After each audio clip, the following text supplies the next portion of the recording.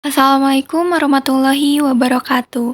Perkenalkan, kami dari kelompok 8. Di sini kami akan menjelaskan penyakit pada sistem saraf. Ini nama anggota kita. Di sini kita akan membahas tentang 7 penyakit sistem saraf. Pertama, Alzheimer, tetanus, stroke, Parkinson, epilepsi, meningitis, dan ensefalitis. Pertama, ada penyakit Alzheimer. Definisi Alzheimer adalah sebagai kehilangan memori dan kemampuan mental akut dikarenakan sel-sel di otak mati, sehingga sinyal-sinyal di otak sulit ditransmisikan dengan baik. Untuk gejala pada penyakit Alzheimer itu ada 3 tahapan. Pertama, gejala tahap awal. Gejala tahap awal pada penderita penyakit Alzheimer umumnya berlangsung sekitar 2-4 tahun. Tanda dan gejala tahap awal penyakit Alzheimer adalah 1. Tidak mengingat percakapan atau kejadian yang baru saja dialami. Kedua, tersesat di tempat atau wilayah yang sering dikunjungi. Ketiga, memerlukan waktu lebih lama untuk menyelesaikan pekerjaan yang mudah. Yang kedua adalah gejala tahap menengah. Ketika memasuki tahap menengah, keparahan gejala penyakit Alzheimer yang sudah dialami sebelumnya akan meningkat. Sejumlah gejala penyakit Alzheimer tahap menengah adalah 1. Sulit mengingat nama anggota keluarga atau teman. Kedua, mengisolasi diri dari lingkungan sekitar. Ketiga, mengalami masalah dalam berkomunikasi. Selanjutnya adalah gejala tahap akhir. Pada tahap akhir, gejala penyakit Alzheimer makin memburuk, sehingga penderita seringkali memerlukan bantuan orang lain dalam melakukan aktivitas sehari-hari. Penyakit Alzheimer terjadi akibat penumpukan protein abnormal yang mengganggu kinerja sel-sel saraf di otak. Dalam jangka panjang, otak akan kehilangan beragam fungsi, seperti mengontrol pikiran, memori, dan bahasa. Ini adalah obat-obatan untuk penyakit Alzheimer. Obatnya adalah Memantine, dan ini adalah psikoterapi. Psikoterapinya bertujuan untuk membantu penderita penyakit Alzheimer menjalani aktivitas sehari-hari secara mandiri. Jenis psikoterapi yang diberikan untuk menangani penyakit Alzheimer adalah stimulasi kognitif. Pada terapi ini, pasien akan dilatih untuk meningkatkan daya ingat, kemampuan berkomunikasi, dan memecahkan masalah. Untuk pemeriksaan penyakit Alzheimer, ada tes darah. Tujuan ini untuk memeriksa kemungkinan penyakit lain yang menyebabkan pasien mengalami penurunan daya ingat, seperti kekurangan vitamin atau gangguan tiroid. Kedua, ada pemindaian dengan CT scan dan MRI untuk mendeteksi kelainan atau perubahan pada otak. Ketiga, fungsi lumbal untuk mendeteksi infeksi pada otak dengan cara mengambil cairan dari sumsum tulang belakang. Kemudian komplikasi, penurunan daya ingat dan hilangnya kemampuan untuk berkomunikasi akibat penyakit Alzheimer bisa menghambat pengobatan yang sedang dijalani pasien. Hal ini rentan menimbulkan masalah kesehatan lain pada penderita penyakit Alzheimer seperti di dalam video ini, seperti patah tulang, akibat terjatuh, dehidrasi, dan malnutrisi karena sulit minum dan menelan. Kedua, ada penyakit tetanus. Tetanus adalah penyakit akibat infeksi bakteri yang menyebabkan otot menjadi kaku dan tegang. Tetanus merupakan kondisi gawat darurat yang jika tidak segera diobati dapat menyebar ke seluruh tubuh dan membahayakan jiwa. Gejala utama tetanus adalah otot rahang trismus yang mengencang. Kondisi ini dapat menyebabkan mulut sulit terbuka dan penderitanya sulit menelan makanan. Gejala lain yang muncul akibat tetanus adalah kaku otot yang meluas hingga ke leher, lengan, dan perut. Kedua, sakit kepala, sesak napas, gelisah, dan sensitif terhadap cahaya, suara, dan sentuhan. Kemunculan gejala tersebut bisa terjadi dalam 3-21 hari setelah infeksi terjadi, tetapi biasanya muncul di hari ke-14. Untuk penyakit tetanus disebabkan oleh bakteri Clostridium tetani. Bakteri ini banyak ditemukan di sekitar manusia, seperti di tanah, debu, tinja manusia atau hewan, serta di permukaan benda-benda yang berkarat. 4 macam pengobatan untuk penyakit tetanus. Pertama, suntikan anti-tetanus untuk menetralkan racun. Kedua, antibiotik untuk membunuh kuman tetanus. Ketiga, obat penenang seperti diazepam untuk melemaskan otot yang tegang dan kaku. Keempat, obat magnesium sulfat dan penghambat beta untuk mengatur irama jantung dan pernapasan. Untuk pencegahan penyakit tetanus, salah satu upaya pencegahan tersebut adalah dengan menjalani vaksinasi tetanus agar tubuh membuat antibodi untuk melawan racun tetanus. Vaksinasi tetanus perlu diulang sebanyak 4 kali, yakni pada saat anak berusia 18 bulan, 5 tahun, 7 tahun, serta pada usia 10-18 tahun. Saya akan menjelaskan penyakit selanjutnya, yaitu penyakit stroke. Nah, penyakit stroke ini adalah penyakit yang dimana kondisinya terjadi ketika pasokan darah ke otak mengalami gangguan atau berkurang akibat penyumbatan, atau biasa disebut dengan stroke iskemik, atau pecahnya pembuluh darah yang biasa disebut dengan stroke hemoragik. Tanpa pasokan darah, otak tidak akan mendapatkan asupan oksigen dan nutrisi, sehingga sel-sel pada sebagian area otak akan mati. Kondisi ini menyebabkan bagian tubuh yang dikendalikan oleh area otak yang rusak tidak dapat berfungsi dengan baik.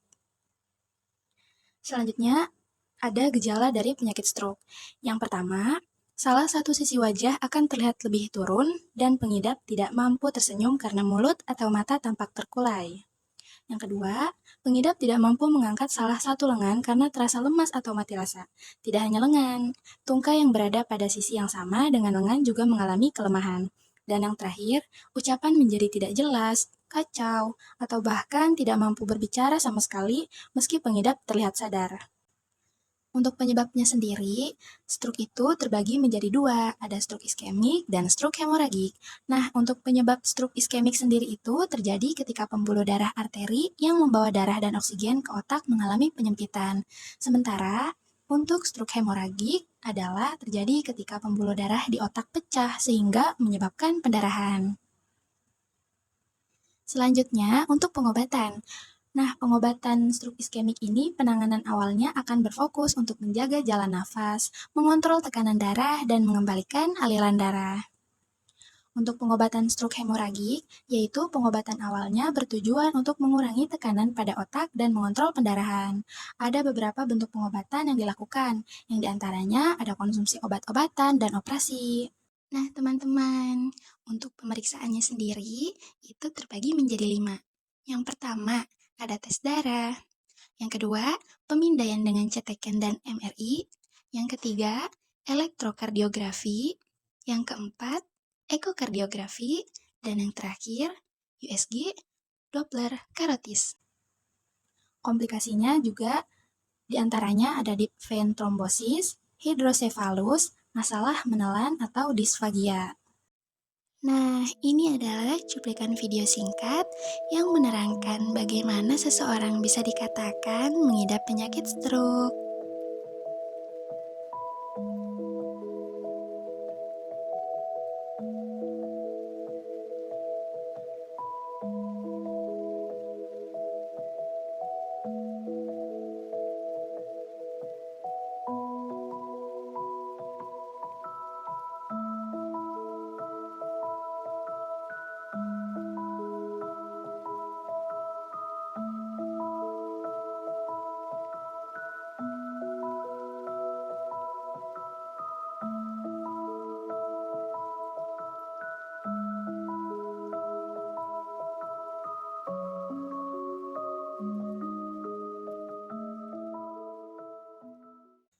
Nah, untuk penyakit selanjutnya yang akan saya terangkan, yaitu Parkinson.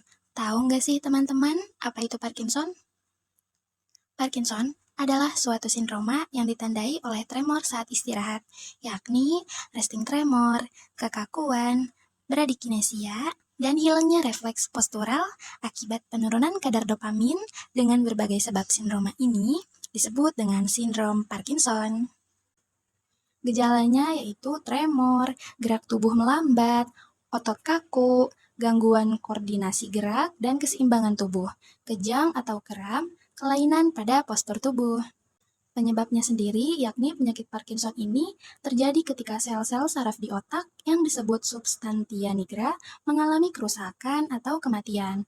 Padahal, sel saraf tersebut berperan dalam memproduksi hormon dopamin, yaitu senyawa yang mengirim sinyal antar bagian di otak dan mengontrol gerak tubuh. Untuk pengobatannya terbagi menjadi 3 golongan, yaitu ada obat-obatan, terapi, dan operasi. Untuk obat-obatan ini bisa dengan antikolinergik, levodopa, dan agonis dopamin. Sedangkan terapinya bisa dengan fisioterapi, terapi bicara, dan psikoterapi. Operasinya dengan DBS atau Deep Brain Stimulation dan Gamma Knife Surgery. Pemeriksaannya menggunakan tes darah, pemindaian dengan CT scan, MRI, PET scan, Single Photon Emission Computed Tomography, disingkat dengan SPECT. Komplikasinya ini juga beragam teman-teman, yaitu cedera akibat terjatuh, pneumonia aspirasi, depresi dan gangguan kecemasan, hipotensi atau darah rendah, demensia, nyeri di bahu, leher atau kaki, gangguan tidur, inkontensia tinja, inkontensia urin, dan yang terakhir yaitu penurunan gairah seks.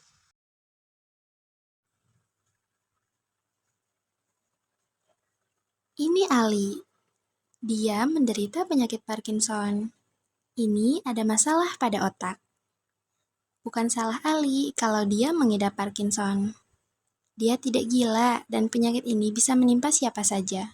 Ali memiliki beberapa masalah, namun tidak semua penderita Parkinson mempunyai masalah yang sama. Ada yang terlihat dari luar seperti kesulitan menulis,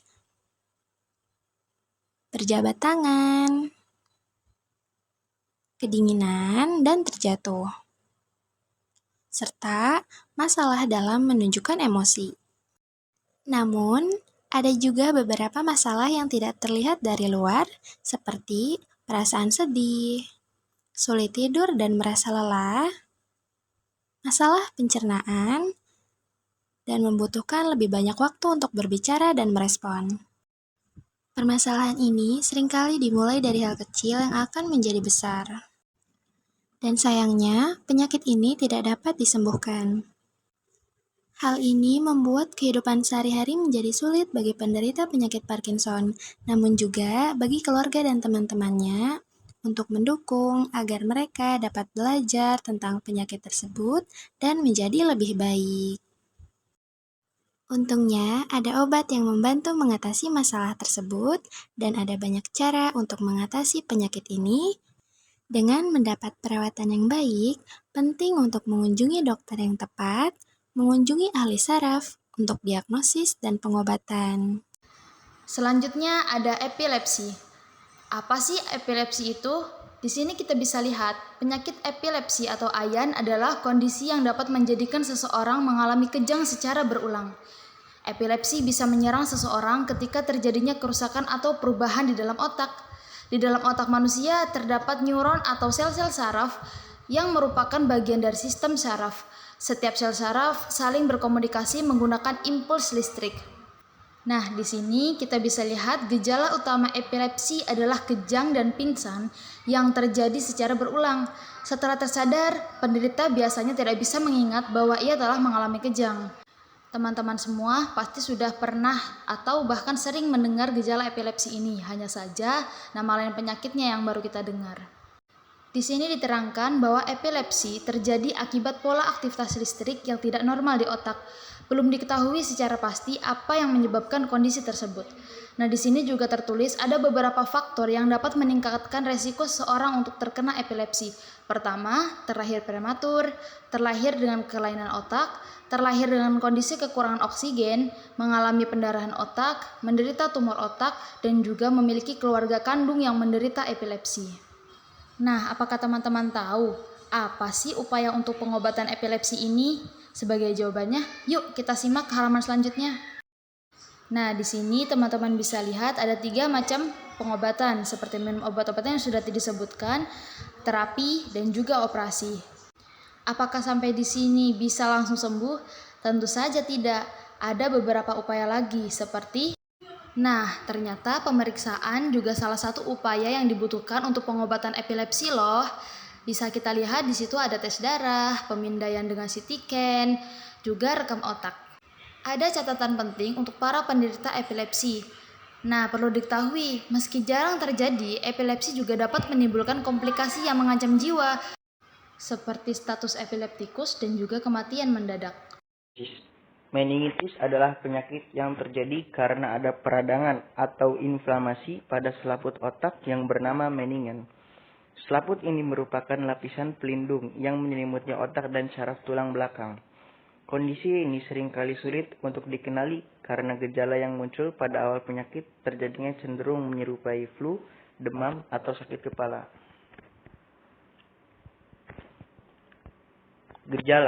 Gejala yang umumnya muncul pada penderita meningitis yang berusia di atas 2 tahun meliputi demam tinggi, leher kaku, napas cepat, keringat dingin, nyeri sendi dan otot, sakit kepala hebat. Penyebab. Berdasarkan penyebabnya, meningitis terbagi menjadi beberapa jenis yaitu 1.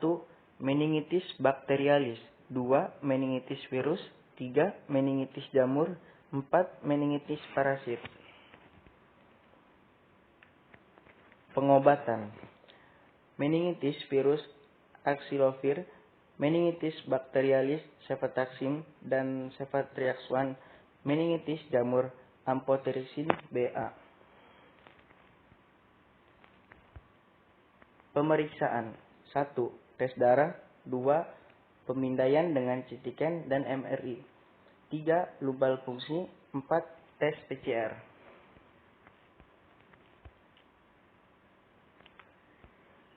Komplikasi. Beberapa komplikasi yang dapat terjadi: kebutaan, kejang, shock, kerusakan otak, gangguan ingatan.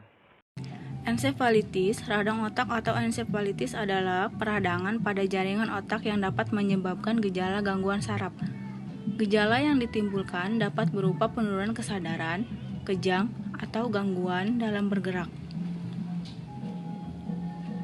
Gejala ensefalitis atau radang otak diawali dengan gejala ringan yang menyerupai flu, seperti demam, sakit kepala, muntah, tubuh terasa lelah, serta nyeri otot dan sendi. Seiring perkembangannya, radang otak dapat menimbulkan gejala yang lebih serius, seperti demam hingga lebih dari 39 derajat Celcius, linglung, halusinasi, emosi tidak stabil. Penyebab. Pada berbagai besar kasus, radang otak disebabkan oleh infeksi virus. Infeksi virus ini dapat langsung menyerang otak atau disebut radang otak primer. Namun, bisa juga berasal dari organ tubuh lain yang menyerang otak atau disebut radang otak sekunder. Pengobatan. Obat-obatan, kortikosteroid, antikonvulsan, parasetamol, dan obat penenang. Terapi, fisioterapi, terapi bicara, terapi okupasi, dan psikoterapi. Pemeriksaan, tes laboratorium, pemindaian dengan CT scan dan MRI, lumbai fungsi, biopsi otak. Komplikasi, kelumpuhan, gangguan bicara dan berbahasa, gangguan pendengaran dan penglihatan, gangguan kecemasan umum, hilang ingatan, gangguan kepribadian, dan epilepsi.